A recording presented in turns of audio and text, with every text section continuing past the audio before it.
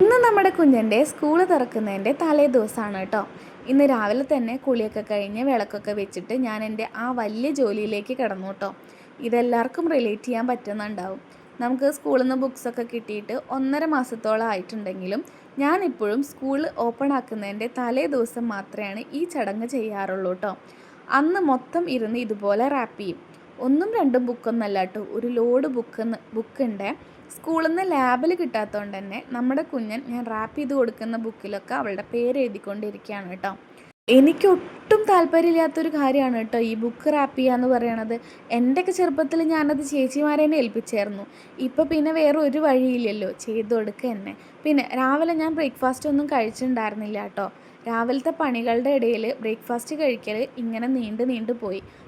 പോകാൻ വേറൊരു കാരണം എന്താണെന്ന് വെച്ചാൽ ഇന്നത്തെ ബ്രേക്ക്ഫാസ്റ്റ് ഗോതമ്പ് ദോശയായിരുന്നു കേട്ടോ.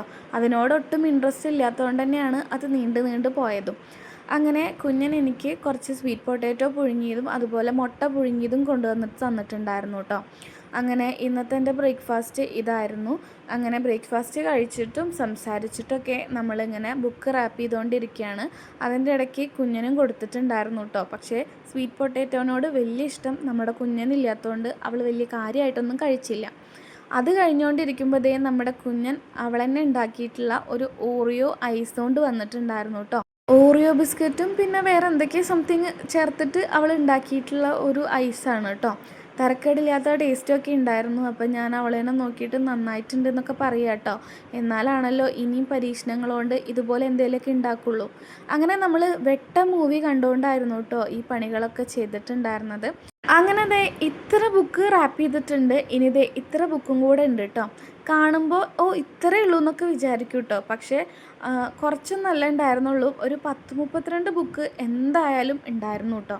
അങ്ങനെ അത് ചെയ്തുകൊണ്ടിരിക്കുമ്പോഴാണ് പിന്നെ നമ്മുടെ കുഞ്ഞൻ ദേ മാങ്ങയൊക്കെ ഉപ്പും മുളകും എണ്ണയൊക്കെ ഒഴിച്ച് കൊണ്ടുവന്ന് തന്നിട്ടുണ്ടായിരുന്നു കേട്ടോ. ഒടുക്കത്തെ സ്മെല്ലായിരുന്നേ.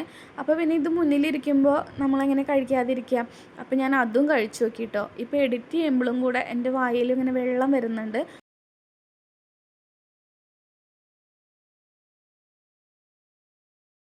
അങ്ങനെ മൊത്തം ബുക്കും ഞാനിത് അവിടെ റാപ്പ് ചെയ്ത് വെച്ചിട്ടുണ്ട്. പിന്നെ ഒറ്റ ഇരിപ്പിൽ ചെയ്യുമ്പോൾ നല്ല മടുപ്പാവും. പിന്നെ നല്ല നടുവേദനയും കഴുത്തുവേദനയൊക്കെ ഉണ്ടായിരുന്നു കേട്ടോ.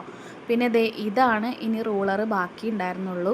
അങ്ങനെ മൊത്തം ബുക്കും റാപ്പ് ചെയ്ത സാറ്റിസ്ഫാക്ഷനാണ് കേട്ടോ എൻ്റെ മുഖത്ത് കാണുന്നത്. അപ്പോഴേക്കും സമയം ഉച്ചയൊക്കെ കഴിഞ്ഞിട്ടുണ്ടായിരുന്നു കേട്ടോ. പിന്നെ വിശക്കാനൊക്കെ തുടങ്ങിയിട്ടുണ്ടായിരുന്നു. അപ്പം അങ്ങനെ ഫുഡ് കഴിക്കാൻ വേണ്ടിയിരുന്നു. നമ്മുടെ ഇന്നത്തെ ഫുഡ് എന്ന് പറയുന്നത് പരിപ്പ് കുത്തിക്കാച്ചിയതും കടലുപ്പേരി മീൻ വറുത്തതും സാലഡും അച്ചാറൊക്കെ ആയിരുന്നു കേട്ടോ.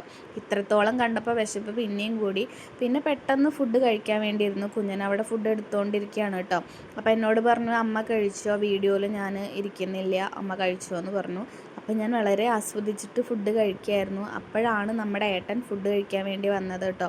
വർക്ക്ഷോപ്പിൽ നിന്ന് നേരെ വരുന്നതുകൊണ്ട് ആ വർക്കിംഗ് ഡ്രസ്സിലായതുകൊണ്ട് എന്നെ വീഡിയോ എടുക്കണ്ട എന്നൊക്കെ പറഞ്ഞു കേട്ടോ. ഫുഡ് കഴിച്ചിട്ട് ഞങ്ങൾക്കൊന്ന് പുറത്ത് പോകണമായിരുന്നു. അപ്പോൾ ഏട്ടൻ വർക്ക്ഷോപ്പിൽ നിന്ന് വരുമ്പോൾ അവിടെ ഏതെങ്കിലും ഒരു വണ്ടി ഉണ്ടെങ്കിൽ അതെടുത്തിട്ടാണ് കേട്ടോ വരാറ്. അപ്പോൾ ഇന്ന് ഏട്ടൻ ജിപ്സി എടുത്തിട്ടാണ് വന്നിട്ടുണ്ടായിരുന്നത്. അപ്പോൾ ഏട്ടൻ പോകുന്ന വഴിക്ക് ഞങ്ങളേനെയും ഇറക്കി വിടണം, അല്ലെങ്കിൽ ഞങ്ങൾ നടന്നു പോകണമല്ലോ എന്നൊക്കെ പറഞ്ഞ് നമ്മളും അതിൽ കയറി പറ്റിയിട്ടോ. പിന്നെ നമ്മൾ പൊയ്ക്കൊണ്ടിരിക്കുകയാണ്. നമുക്കൊരു കൊറിയർ അയക്കണം, അതുപോലെ തന്നെ ഫാൻസി സ്റ്റോറിലൊന്ന് കയറണം കേട്ടോ. അത്രേ ഉണ്ടായിരുന്നുള്ളൂ. അങ്ങനെ ഞങ്ങൾ ഫാൻസി സ്റ്റോറിൽ ഇറക്കിയിട്ട് ഏട്ടൻ പോയിട്ടുണ്ടായിരുന്നു. ഏട്ടന് വേറെ ഈ വണ്ടി കൊടുത്തിട്ട് വേറെ വണ്ടി എടുക്കണം വർക്കിന് വേണ്ടിയിട്ടെന്ന് പറഞ്ഞിട്ട് കേട്ടോ. അപ്പോൾ ഞാൻ കുഞ്ഞിനുള്ള റിബൺ വാങ്ങി. പിന്നെ നല്ല തിരക്കാണ് ഫാൻസിയിലുള്ളതുകൊണ്ട് ഞാൻ വേറെ ഐറ്റംസൊക്കെ ഇങ്ങനെ വെറുതെ നോക്കിയിട്ട് നല്ല ഭംഗിയില്ലേ കാണാൻ വേണ്ടിയിട്ട്. അപ്പോൾ ഞങ്ങൾ എന്ത് സാധനം വേണമെങ്കിലും ഈ ഒരു ഫാൻസിയിലോട്ടാണ് വരാറ് കേട്ടോ. A to Z സാധനങ്ങൾ ഇവിടെ നിന്ന് കിട്ടും. അപ്പോൾ കുഞ്ഞിന് പൊട്ട് വേണമെന്ന് പറഞ്ഞിട്ട് കുറേ കളറുള്ള പൊട്ടുകളുടെ ഒരു പാക്കറ്റ് ഉണ്ടായിരുന്നു, അതൊക്കെ നോക്കുകയാണ്.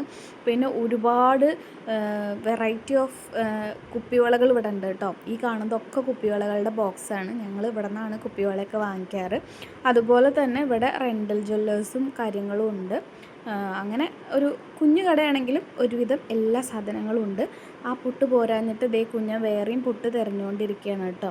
അപ്പോൾ അങ്ങനെ ഫാൻസിയിൽ നിന്നൊക്കെ ഇറങ്ങിയിട്ട് ഞങ്ങൾ പെട്ടെന്ന് തന്നെ കൊറിയർ ഓഫീസിലോട്ടാണ് കേട്ടോ പോയത്. അപ്പോൾ അവിടെ നിന്ന് കുറച്ച് നടക്കാനേ ഉണ്ടായിരുന്നുള്ളൂ. അപ്പോൾ ഞാനും കുഞ്ഞിനും കൂടെ അങ്ങോട്ട് പൊയ്ക്കൊണ്ടിരിക്കുകയാണ്. അങ്ങനെ ഞങ്ങളവിടെ എത്തിയപ്പോഴേക്കും അവിടെ ആളുണ്ടായിരുന്നില്ല കേട്ടോ. അങ്ങനെ ഞങ്ങളവിടെ കുറച്ചധികം നേരം വെയിറ്റ് ചെയ്തിട്ടുണ്ടായിരുന്നു.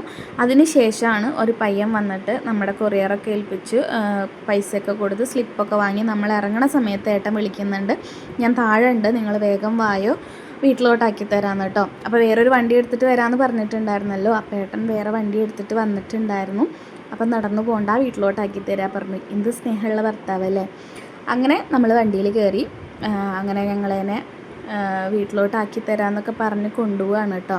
പക്ഷേ എന്താ ഉണ്ടായിച്ചെങ്കിൽ പെട്ടെന്ന് ഏട്ടനൊരു കോള് വന്നപ്പോൾ ഞങ്ങളെ പകുതി വഴിയിൽ നിർത്തിയിട്ട് ടാറ്റ പറഞ്ഞ് പോകുന്നത് കണ്ടോ. പിന്നെ നമുക്ക് അവിടെ നിന്ന് വീട്ടിലോട്ട് നടക്കാനുള്ള ദൂരം ഉണ്ടായിരുന്നുള്ളൂ കേട്ടോ. അങ്ങനെ നമ്മൾ തിരിച്ച് വീട്ടിലോട്ട് നടന്നു.